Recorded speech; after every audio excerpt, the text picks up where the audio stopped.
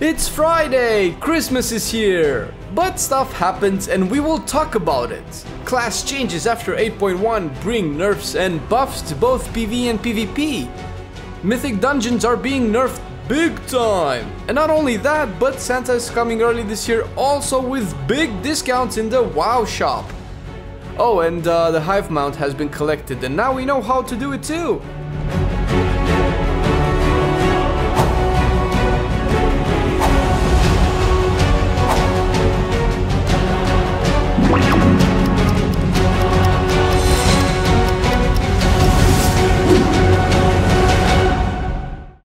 Hello YouTube and welcome to On Cooldown, the WoW news feed right here on Marcelian Online, where we take a look at the happenings of WoW, then make a script, miss the important parts and rage at Blizzard.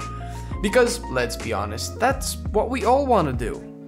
Not today though, because there's a secret finding community that I didn't know existed.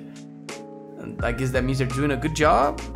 Well, they did uncover the puzzle behind unlocking the Hivemind Mount, which is actually a cool looking mount. It has tentacles, which certain Eastern audiences might enjoy, but it has a brain, which can't really think of anything clever to say that's not cliche or trashy humor. Maybe that says something about my brain, which keeps saying that if I get that mount, I should have a 5% bonus in my intellect because it just makes sense. But no, actually this mount has a unique functionality. When you complete the last stage of the puzzle, you need a full party to get the mount, and whenever you are in a party with those people that you got the mount with, you get a 10% bonus move speed for each one of those members. I couldn't figure out if that 10% is underwater, land or air, but the bonus can reach 40% movement speed. If you guys have the mount or know the deets, share it with the rest of us, and God bless. Moving on to actually obtaining the mount, there is a guide made by the secret finding community that found the secret mount and made it unsecret. Yeah, that's a word now. I made it up so I can express my thoughts without picking up a dictionary. Plus, you know what I mean, so why are you still judging? The guide is fairly lengthy, and I won't be able to go over it here. Mostly because I don't want to. But all other reasons that sound more reasonable for a YouTuber. Like, I didn't get the mount, or I have no clue how to even get it. But you get the gist. All in all, it's obtainable by everybody, you just need some spare time and some friends you can do it with, and my friends are playing Fortnite at the moment, so I guess I'm out. Moving on to more festive news. There's a big sale on Blizzard goodies in the Battle.net shop. Yes, you can now purchase stuff for you or your friends by paying more money to Blizzard, especially for WoW content. Alright, calm down. It's true that after the release of the Vulpine Mount, the players have once again been reminded that there's content being developed and sold for real money, content not available in the game. Well, not really, and this is an important part. All of the stuff in the store, even non-WoW related stuff, can be obtained without real money. You can buy WoW tokens with gold and consume them for Battle.net balance. And this is not a secret, and people tend to forget this. I sometimes find myself on the other end of the conversation where a mount I like is in the shop, but I rage at Blizzard. Admittedly, gold is harder to come by this expansion, but not impossible.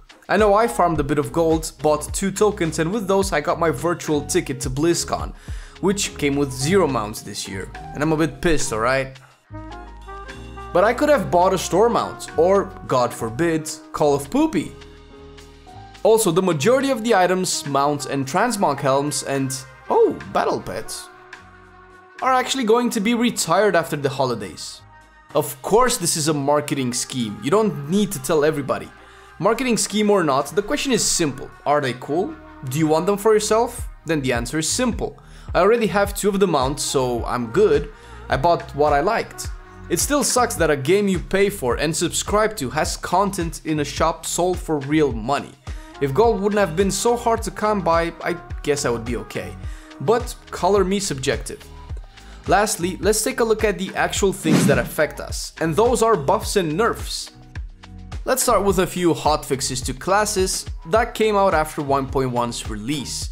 First of all, Frost Mages have received a 3% buff to all of their abilities, and Feral Druids also got their 7% buff across the board.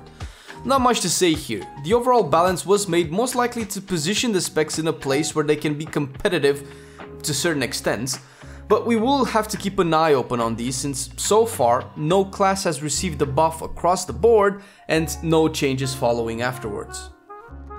Besides a lot of bug fixes for talents, spells, traits and such, we actually have nerfs when it comes to PvP. Unholy Death Knights have had their Abomination nerfed.